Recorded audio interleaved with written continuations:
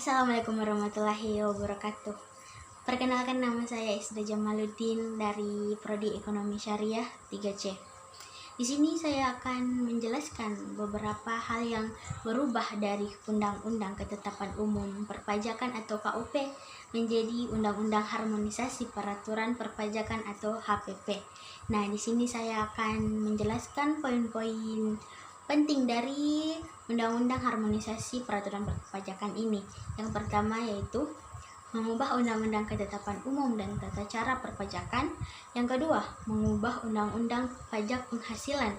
Yang ketiga, mengubah Undang-Undang Pajak Pertambahan Nilai Barang dan Jasa dan pajak penjualan atas barang mewah.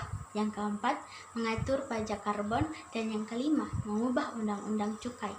Nah, saya menyimpulkan 3 kesimpulan yang berubah dari undang-undang lama ke undang-undang baru ini.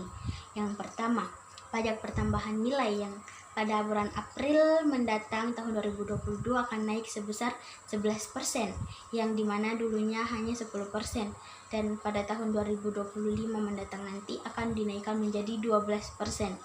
Dan yang kedua, pemungutan pajak orang pribadi atau perseorangan, yang dimana sebelumnya hanya terdapat 4 golongan dan pada tahun 2022 akan naik menjadi 5 golongan. Golongan yang pertama yaitu orang yang berpendapatan 60 juta akan dikenakan pajak sebesar 5%. Golongan yang kedua, orang yang berpenghasilan 60 sampai 250 juta akan dikenakan pajak sebesar 15%.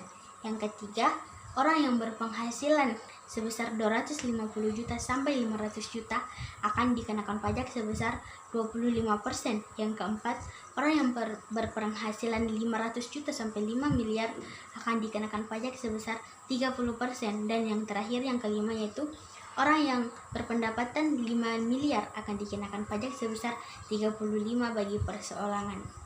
Dan yang ketiga yaitu penghapusan AMT, yang dimana akan dikenakan pemungutan pajak bagi perusahaan yang merugi sebesar 1%. Penghapusan AMT ini bertujuan untuk mengurangi celah di mana perusahaan tidak mau membayar pajak dengan alasan merugi sebesar 1%. Oke, baiklah. Mungkin itu saja yang bisa saya sampaikan. Kurang dan lebihnya mohon dimaafkan. Wassalamualaikum warahmatullahi wabarakatuh.